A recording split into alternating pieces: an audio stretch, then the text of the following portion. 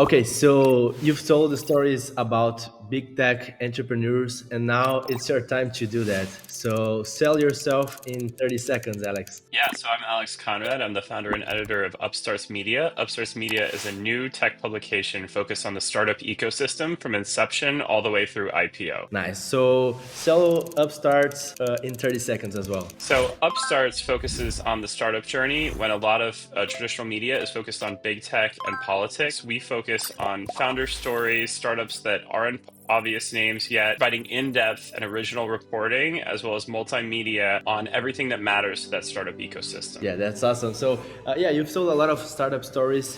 And what would be your headline right now for upstarts if you had to tell it? Early momentum for Upstarts shows the ecosystem wants thoughtful startup stories. Great.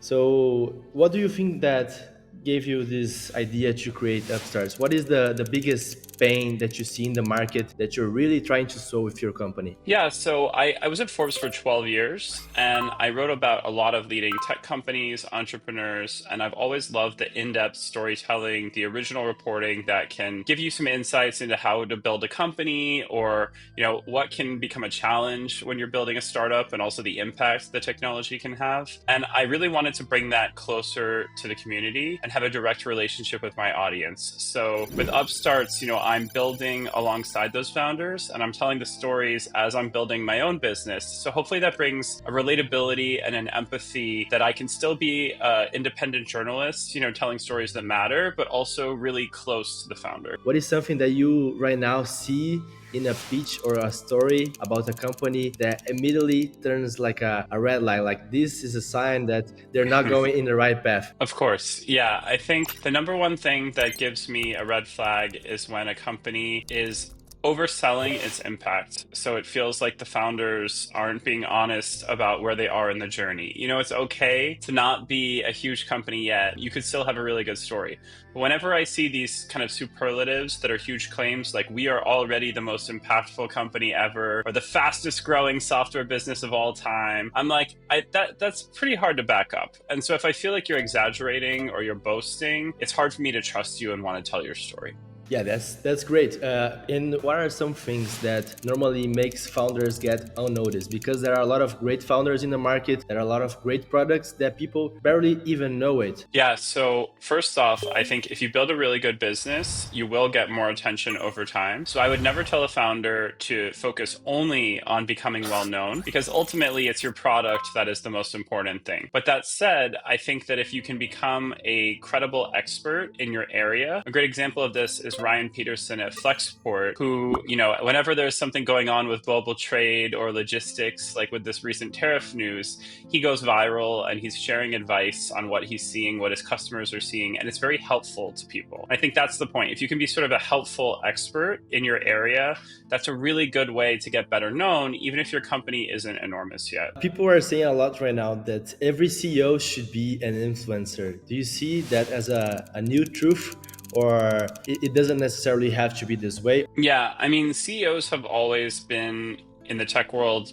Their personality has been part of the company. You look at Mark Zuckerberg when Facebook was early. You look at, the CEO of Uber. So it's not like suddenly we care about CEOs in a way we didn't. But I think to your point, social media has allowed for that sort of direct relationship with your customer and your audience where you can just go on and record a video or go, do a big thread on Twitter. And so I think that is a new opportunity, but I would warn founders and CEOs, don't do that if it doesn't feel natural. Like I'm sure you are pretty good at seeing what feels very fake these days. And if you see someone trying to be like an influencer and they don't really know what they're doing, it actually is more embarrassing and maybe worse than if they just focused on the business.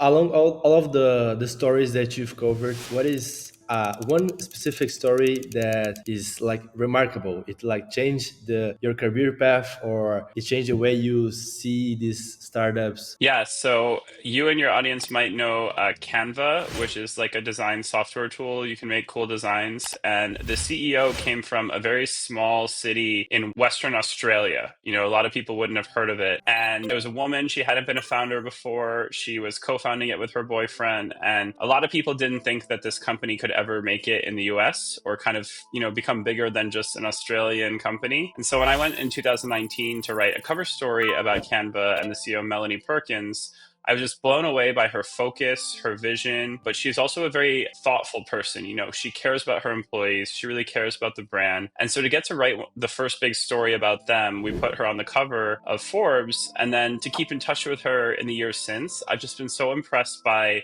how Canva is trying to have an impact. She's worth billions of dollars, but she's put all those billions towards her foundation to try to help the world. And so she's just like a really humble person, even though she's had all the success at a young age. And I really love that.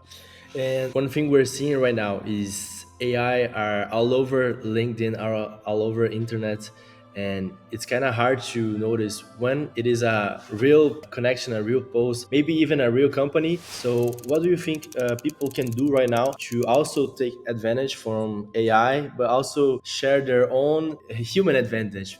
Yeah, it's a good question. I think if your company depends on AI to have a difference or a differentiation from your competitors, then maybe you're an AI company. But if you're a company that does something else and AI is just a piece of it, then I would say you can mention that, but you shouldn't be selling yourself as, a giant, exciting AI business. And so I think AI is a bit like table stakes or just expected on some level that you're using the tools in some way. But you can mention that and have it not be the full message, because if it's the full message, then people are like, are you open AI? Do you train your own models?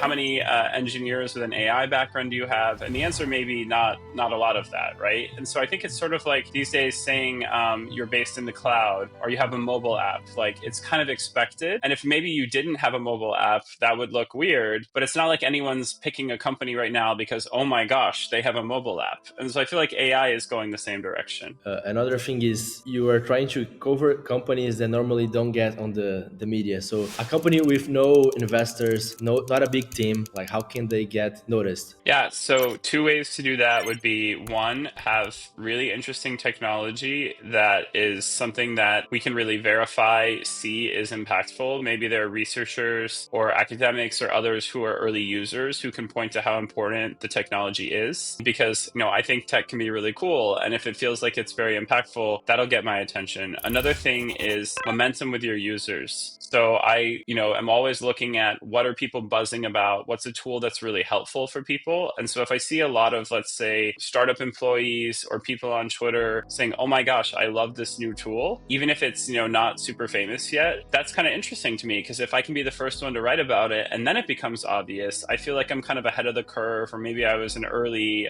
supporter of it. Amongst all the top founders you've talked to, what is a common trait that you see in all the successful ones?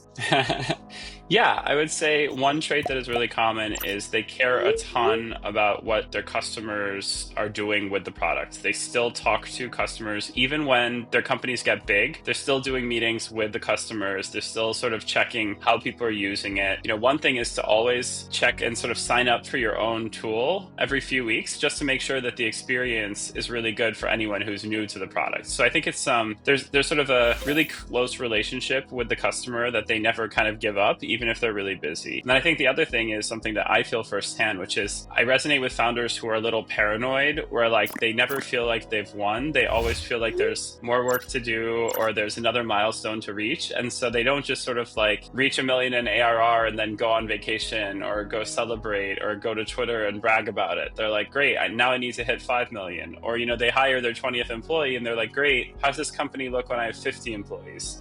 And I think, that's a little different from just being ambitious. It's one thing to like want to build a huge business and have a big impact. It's another thing to just sort of be always grounded in how much more work you have to do without letting that take over and make you feel like, negative.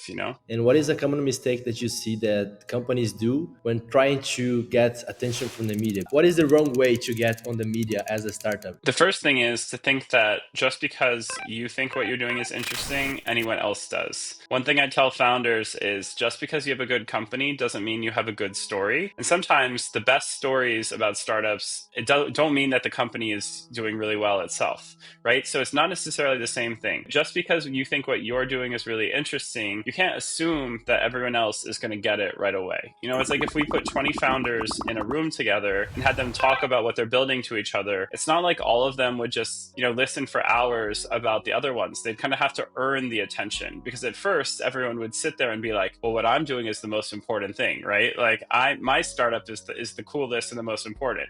And so it's the same with an audience, where you have to earn their attention. You can't just assume that the reporter or the people the reporter is writing for are going to be like, tell me everything. And so I think that's an important thing to remember, because reporters don't want to write articles that nobody reads. Then it's not good for their business. And also it's not really a good impact. So being on the other side of the table, what are some things that you've learned along the way that you're now going to implement on Upstarts that you want to make it different? Yeah, so one thing I'm trying to do is build in public and experiment. So I'm trying to ship a lot of stuff really fast, and I know it's not going to all be perfect. And I'm trusting that if I stay close to my community, the community will tell me when things are really good, or they'll tell me when things could be better, and I can learn and I can improve. But I don't want to spend months, working in private on something that I think could be cool, and then it never ships, And so I think when you're at a really big media company, there's a lot of reasons why they want to be cautious about, I don't know if we want to try this new thing, or this could be a bad use of our money. And so for me, I can be much nimbler. I'm just a one-person company, so I can just try things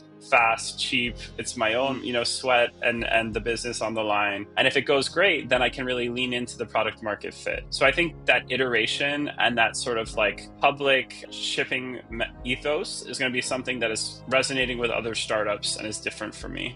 So if you see your company succeeding in the next 2 years, how things will change for you, Alex, and for the impact that you're going to do in society? Yeah, so I hope that Upstarts has established itself as a go-to destination for competitive startup news, that they might have wanted to go to a traditional media publication, but they trust Upstarts and they really like our mission. And so they choose us instead of maybe some of the other great alternatives. But also we are shining that light on founders who wouldn't otherwise get attention, in a way that people, are passing me around. They're passing around Upstarts. They're saying, hey, you should read this or watch our videos or listen to our podcast, because you will get those stories. Hopefully I have a podcast that's going great, and I'm able to throw large events around the world so that this community is global and it's really inclusive. It's not just a small number of people. Yeah, that's awesome. That's a great vision for the future. And if people are watching this and they want to try out and see how your company is going, how can they access it? Yeah, so our news is on upstartsmedia.com. You can subscribe, and you can subscribe totally for free. And we're lucky to have partners who can help us ensure that we have original reporting always available to everyone for free. I understand that some people are early career, maybe you're a student, maybe you just, don't have a lot of budget to be expensing a news account, and that's okay. Maybe you will later. So you can always get free content if you sign up at upstartsmedia.com. If you want to support us more and allow me to build faster, you can subscribe. It's just the equivalent of a couple lattes or cappuccinos a month, and that helps a lot. And then you get a second issue every week, which has more analysis, in-depth stories with founders, and that's where I'll be putting like scoops. If I hear something really juicy, I'm going to put that there too. And then from there, you can also find video that we've started doing. Like I already did a video with the CEO of Runway, which is a really cool video AI model company based here in New York. And I'll be doing more videos with CEOs there. And then eventually we will be shipping the podcast. So if you go to that site or you follow me on social media, I'm at Alex R. Konrad with a K on Twitter or LinkedIn. That's where you can get all the updates. And I'm really hopeful to see people join and give feedback on what they'd like to see from us. If you have like an advice for your younger self, your 20-year-old version, what advice would you give it? Is relationships with people, having people trust me and want to help me. And I always try to help people, especially younger people, if I can. If there's an actionable thing I can do, I'll try to do it. And so what I would tell my younger self is really invest in those people you meet. Don't just meet someone once and have a nice chat and then forget about them for 10 years. It's a lot of work, but to try to sort of stay in touch with as many people as possible who could be your allies, your friends, like that's how you can really grow even faster, is to have that community behind you. And it's something that I'm investing a lot in now in my 30s, but I could have done an even better job in my 20s. Yeah, but do you have any advice for young or new founders that they want one day become a story cover on Upstarts? I'd say focus on the impacts that you're trying to achieve with your startup, why people should be rooting for you. And if you can really communicate that, that'll make it much easier for me to tell your story. So, why should people who have no reason to be cheering you on be excited for your mission and want to root for you? And then, like I said before, don't freak out if you don't have a lot of attention right away. As long as you have a good product and people like your product, the attention will eventually come.